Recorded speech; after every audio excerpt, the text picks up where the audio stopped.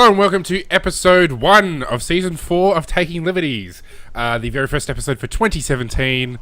My name is Lee. I am in Western Australia this week. I am joined by Vickers in Canberra. Yo, what's up? And this week we're going to be talking about the clearly most important topic going on, which is Shannon Knowles' arrest in Adelaide outside a strip club. No, just kidding. We're going to talk about what's going on in the US because, you know, there's only little things going on. It's the 16th of January. We're 4 days away from Trump becoming president. And the despair truly setting in, and the stupidity ramping up to about 5,000 as we deal with people. No. It's over 9,000, mate. The funny thing about this is people were saying, like, if Trump gets elected, you know, there'll be violence on the streets and all of that stuff. I didn't realize the people making that claim were the ones that were going to be violent. That had never occurred to me, and it seems to be what we're seeing today. It's hilarious. It's like a complete meltdown of the political left, right? Which is not unusual. So, sorry, like we saw, you know, when George Bush got elected in 2000, which was a razor-thin win. It came down to one state. It was contested in the Supreme Court, and Trump beat Gore, and that was that. And, you know, the left pretty much said the same thing. Like, he's not our president. I don't recognize him.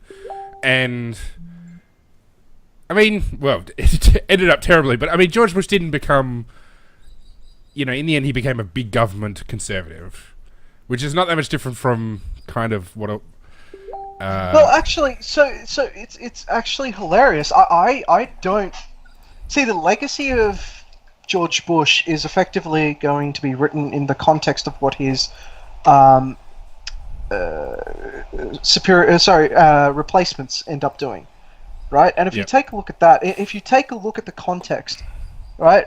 So George Bush, as he came in, you know, walked in with about $4 trillion of debt, 4.8 or 4.9 trillion dollars of debt, and he left with about $10 trillion of debt. So effectively, he doubled the debt of the United States. He'd engaged in 2 extremely long, protracted wars, expensive wars that added, I think, about $1 trillion to the debt, like separately. Like, you know, they both added.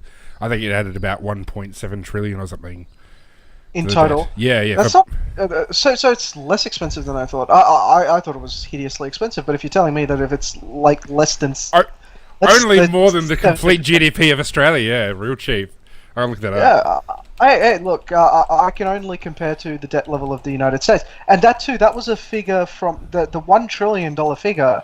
It's not from 2001.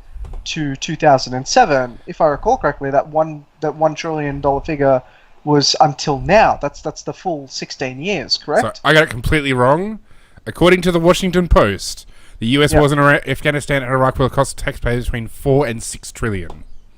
Okay, once you include medical care of wounded soldiers and, you know, like repairing all the stuff. So maybe the number I heard was like for actually the cost of, you know, sending the troops in and all the bombs and whatnot. That sounds like they're inflating it with the actual cost of $700 billion a year, which is what the military costs to maintain.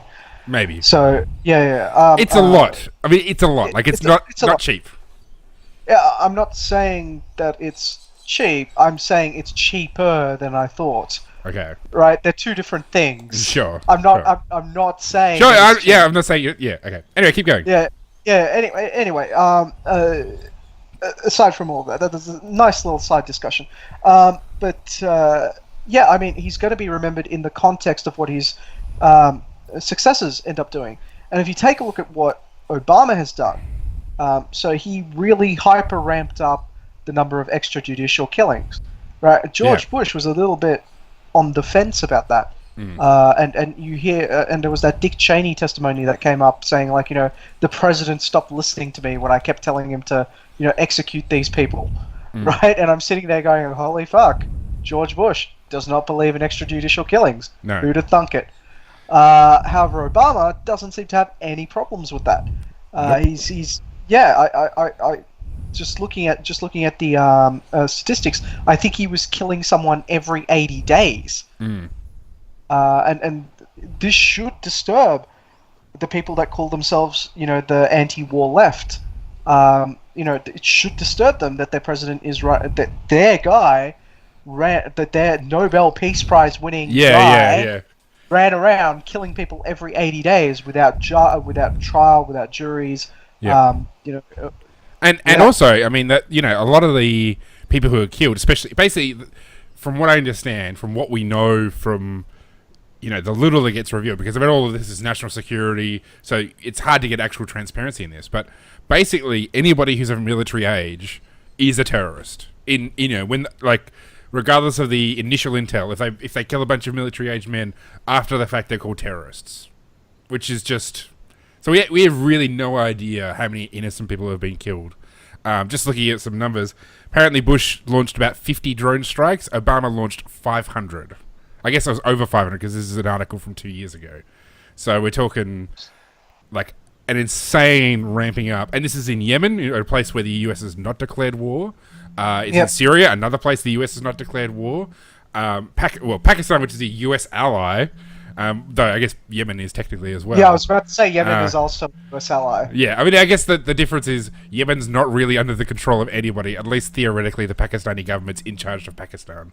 So yeah, you know, and then there's the entire thing that to get Osama bin Laden, they went into Pakistan's sovereign borders and effectively launched a surgical strike. Now, I'm not saying that was necessarily wrong to do, right? But ethically. Yeah.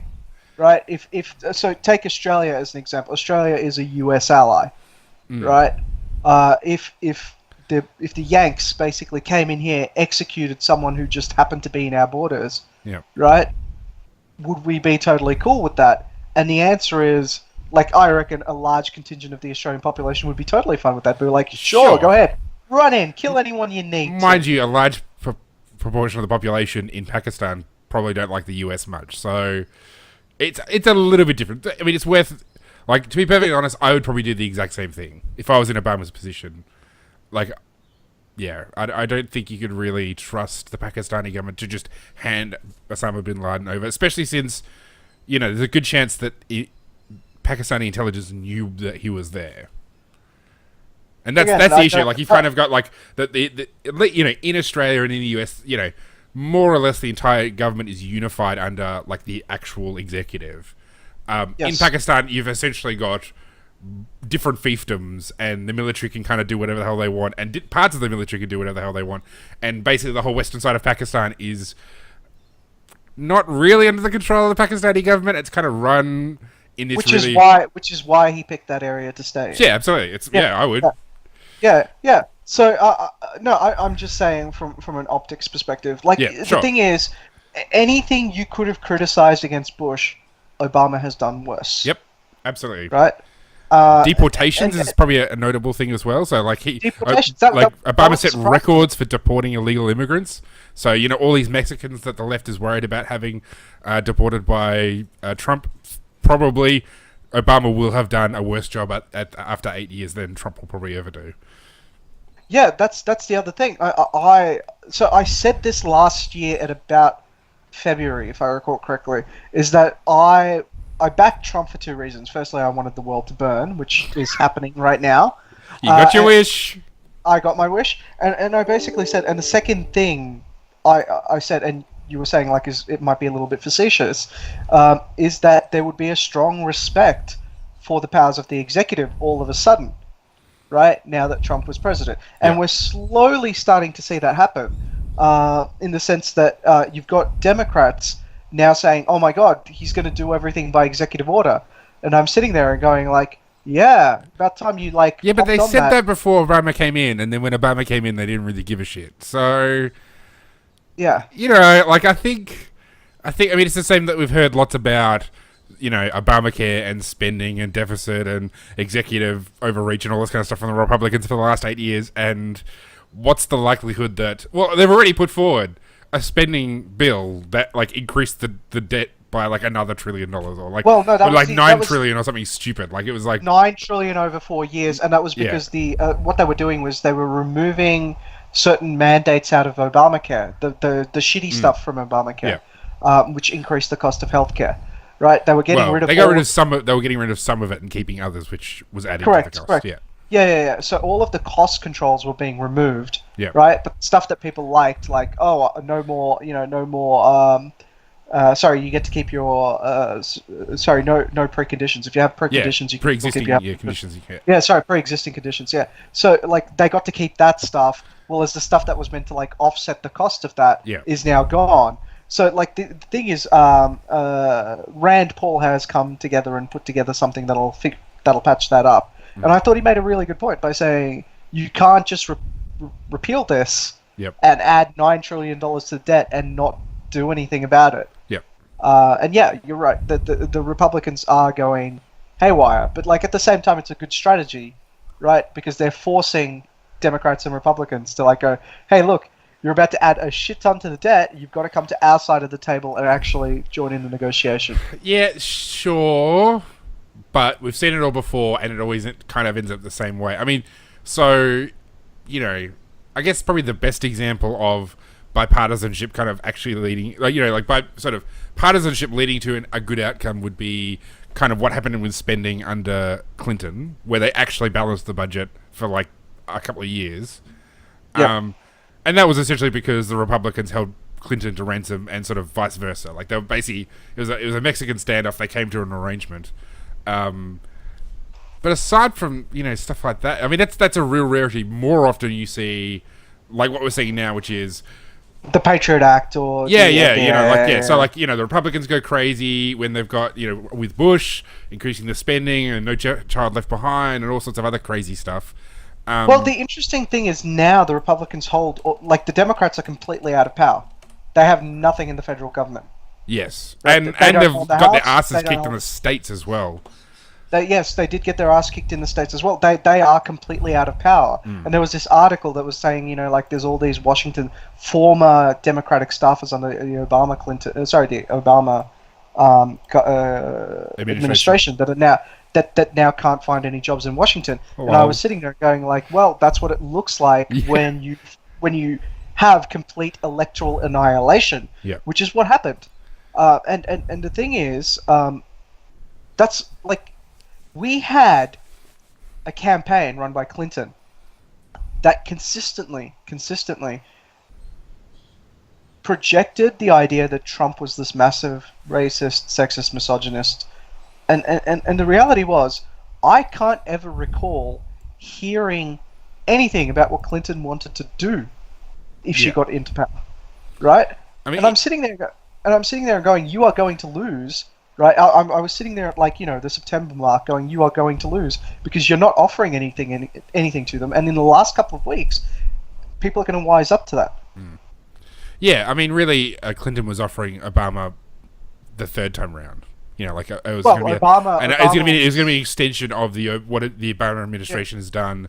Probably some tinkering, obviously, probably more hawkish, probably more protectionist, because of all the stuff that went on in the campaign. But really, it was not substantively different from that. Having said that, I mean, I don't know. We have no idea what Trump. We still really have no idea what Trump's going to do. Like, it's. I mean, Really, we've I seen. know he's going to build a wall. Well, That's all I know. That's no, but it's, you know, now it's talking about Congress building it, and like, you know, like it's. I mean, Trump is not exactly. He didn't really bring. He brought a lot of bluster. He didn't bring a lot of policy, and Really? Because he's in very well, there's vague not coherent terms. policy. Yeah. I was going to say the objection that I have is that I don't like his policies, Yeah. right? But I never deny the fact that they're not there, right? For example, I know that he wants to build this fucking massive wall, Yeah, right? Which I'm sitting there like, here's the thing: everybody, all these leftists are going like, oh no, you know, Mexico's not going to pay for it. And then every time like I hear them say that, I go like, I think you're forgetting Mexicans don't want the flow of US guns down the other side of the border, right? I'm pretty sure they would be very happy to have a wall, right? If it meant the flow of guns would decrease across the border. yeah. Except, you know, grinding poverty in Mexico. Well, it's not these days in Mexico. It's not as grinding, but you know, like there's still a lot of people who move up to the US to work and then move back. So actually, the biggest decrease you've seen in immigration was after the financial crisis, because all the illegal Mexicans, just went, well, there's no jobs here. It's shit here. Let's go home. Yeah, you know, yeah. and I guess, I mean, they probably haven't gone back because the economy has been so crap.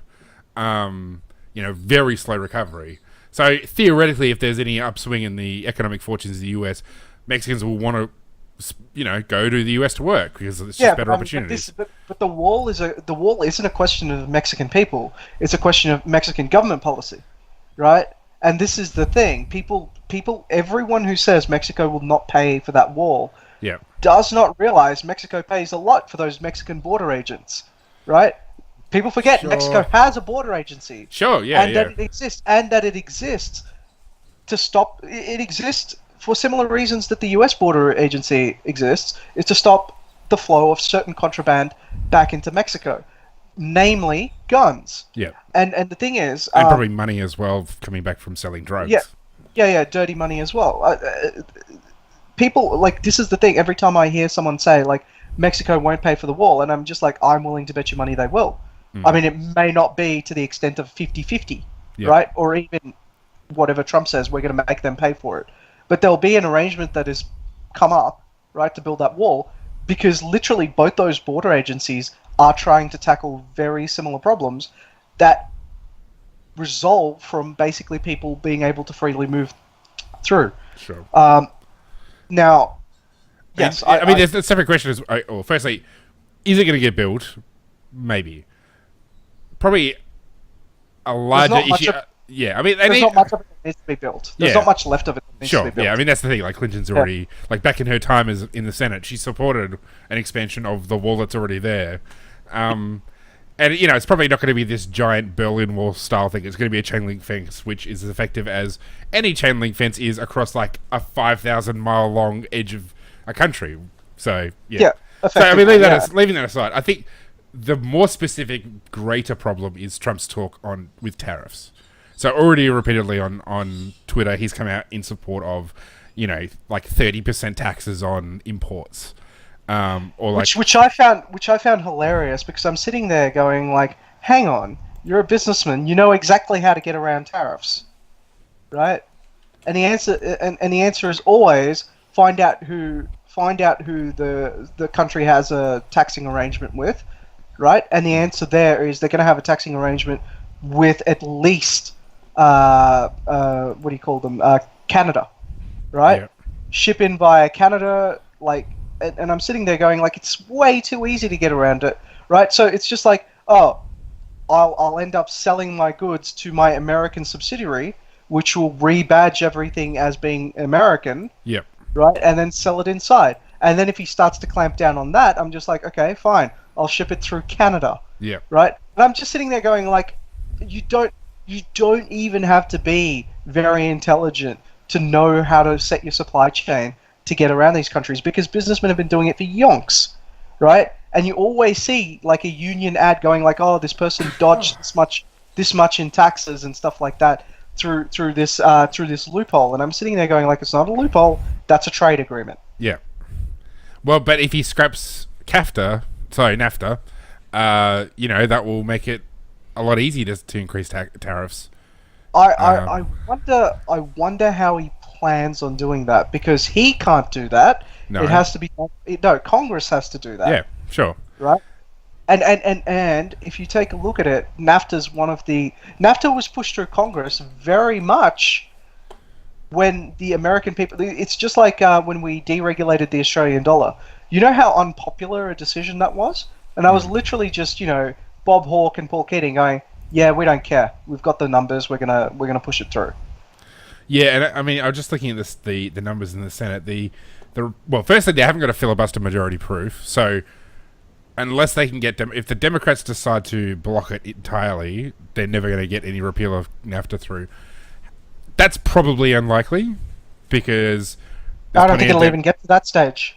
You reckon? Well, you don't reckon it's going to get blocked in that? You reckon it's going to get blocked in the House? Yeah, I reckon it won't even pass the House. Really?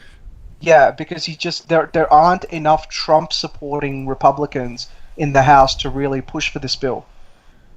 Okay, that's an interesting prediction. I think it would pass the House, because once you add in all the, because I mean, the Republicans are the Democrats have got a much small. The Republicans got a much larger majority in the House, so I suspect it will be much easier for them to pull Democrats to their side. So you probably could get some sort of bipartisan agreement to put it through the House because the Dems are against free trade. You know, there's like plenty on the progressive left. So yes, no. especially with the leadership they've got now. NAFTA is an article of faith for them because Bill Clinton passed it, right? That you will not get anyone from New York supporting it. You will not get anyone from Pennsylvania supporting it.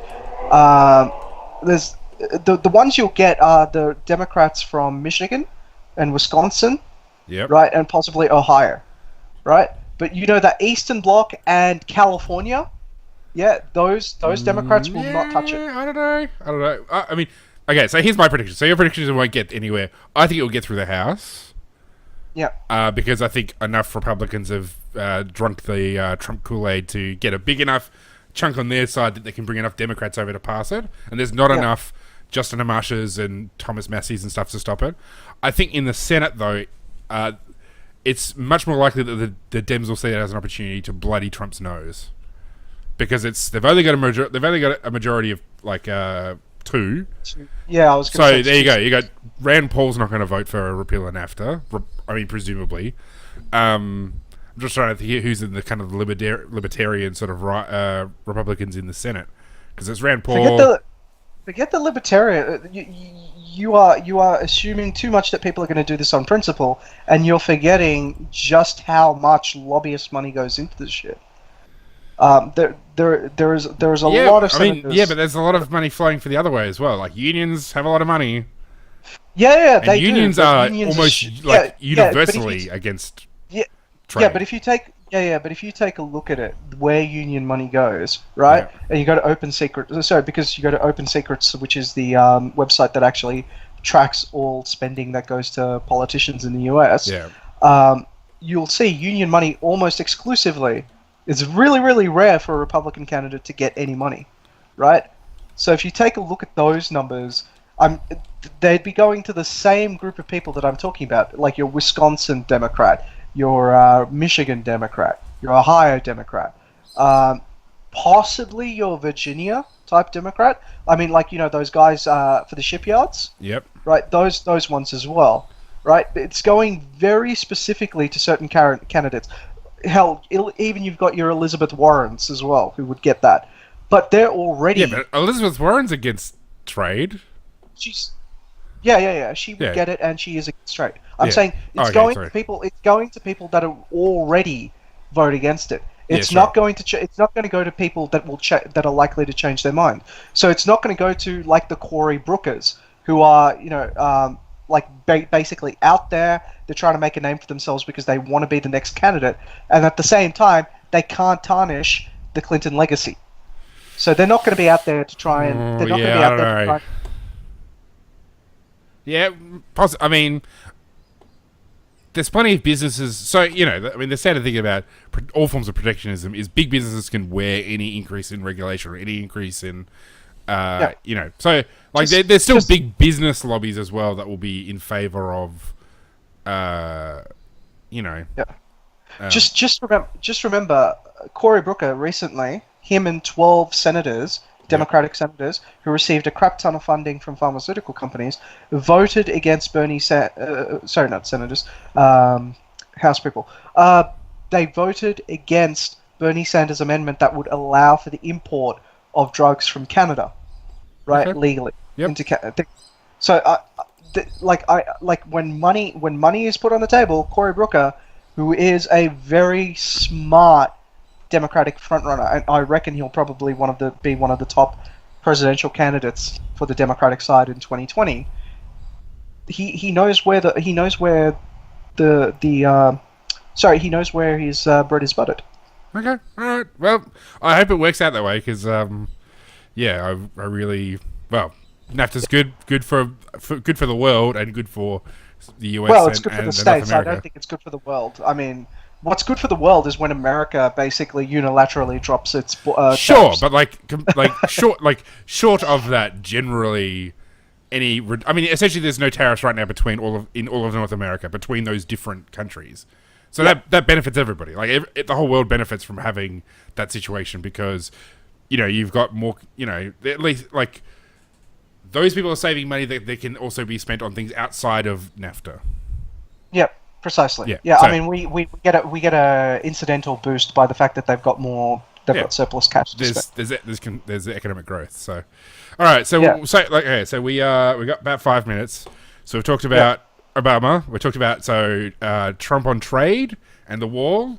Is there anything else you think Trump actually might succeed on, or is there anything you want to reflect on the Obama presidency that? Well, actually, so there is one interesting thing, and I said this last year, no, 2 years ago at CPAC, and I am a little bit. I was joking about it then, but like I'm surprised by the fact that I basically said Trump is the least hawkish candidate that was there at the CPAC field in 2015, and even compared to Rand Paul at that stage, right? And I was just like, it's weird, but he is actually the least hawkish candidate, and this was in a discussion where my brother had voted for Trump at the straw poll. So go figure. We can blame my brother for that. But yeah, he was the least hawkish out of all of them, and it was strange. I was sitting there going like, in the campaign this year where they were saying like, oh, he's going to be a warmonger and everything, and I'm just there going like, I don't see it. Well, I think that comes probably from when he was talking about bombing the shit out of ISIS. Which, to be fair, he's not the only one who was saying that. I mean, Ted Cruz was talking about he wanted to see if sand could glow, which is, okay, whatever. But, I'm sitting there and going like, who wasn't talking about bombing the shit out of ISIS at that stage, right? I mean, like you had Hillary Clinton saying, oh, well, what I would do is like impose a no-fly zone, right? And I'm sitting there going, so you want to go to war with Russia? Everybody was talking some plan or other to take out ISIS, and props to Vladimir Putin, who seems to have done it with very little care for what anyone else thinks. By the way, to anyone who's like discussing foreign policy in the United States, is how you win a war. You just don't give a shit what other people say. Sure. Okay. I guess it's the total war scenario. Okay, look, you've got weapons, you've got armaments, you've got enemies. Point, shoot, finish the job. I mean, we don't quite exactly know how many civilians are being killed in the process of ISIS being, eliminated by Russia and Syria. So, there's reasons why you don't just go all out and care about nobody what anybody thinks, because, well, bad things can happen and there's little accountability for it. So. Again, the question is, do you actually want to win the war at the end of the day? And it's pretty decisively over now. I mean, ISIS is stuck to what, like one city? Yeah. If that, and that's going to be pounded out of existence very shortly. Oh, well, maybe we should have a separate episode on like fighting ISIS and what we should and shouldn't do. But, no, I am not advocating this as a strategy. Yeah. I'm just saying, if you want to win a war against an enemy like this, you literally don't have a choice but to go in. It's like one of those things where you've got a thorn stuck in you, and it's just like, are you going to sit there and like carefully needle around it, or just yank it out and go, fuck, that hurt, followed by, now it's getting better? Well, we'll see. We don't know. The dust has not totally settled on what's going on in Syria, so true. We don't yet quite know what the eventual outcome is going to be. Because as we found out with Iraq, like, you can get rid of a dictator, end up with something a lot worse. Again, that was a policy creep issue. I mean, if you just went in, smashed them out, and just went, okay, we're done now, we're going home, right? Instead of all this nation building crap, right? Their big mistake was trying to install U.S. democracy in a country that just fundamentally doesn't understand that kind of concept. I mean, they've got lots of sectarian violence. I mean, I'm not going to get into a big discussion about Iraq. Yeah, because we've got like 45 seconds left. So but like, it's all about understanding what your goals are. And the problem with American interventions for the last 20-ish years is that they don't have a clear agenda on what they're trying to achieve. That I will not disagree about with at all. Yeah, and Russia does, which is why they are able to achieve their goal. Except in Chechnya and other places like that. But anyway, again, separate discussion. Yeah. All right. Well, I guess that takes us just to about 30 minutes. So come this time next week, the end will be nigh. everything will be over. So in the unlikely outcome that the world ends, thanks for joining us on Taking Liberties. But otherwise, we're going to see you all next week. Okay, before we finish though, next week, that's right. next week I will happen to be in the United States, probably looking at the inauguration. Well, that's actually happening this Friday, so Saturday in Australia. Sunday in Australia, Saturday in the United States. If you happen to be interested in, this is a separate point. If you want to be like involved in like our sort of discussions and actually like part of the episodes of Taking Liberties, we are currently doing a casting call. All you literally need to do is be available at 8:30 on Monday nights and have a working webcam and a working microphone and know how to normalize your volume, which Lee, I think, can show you. Yeah. Yeah.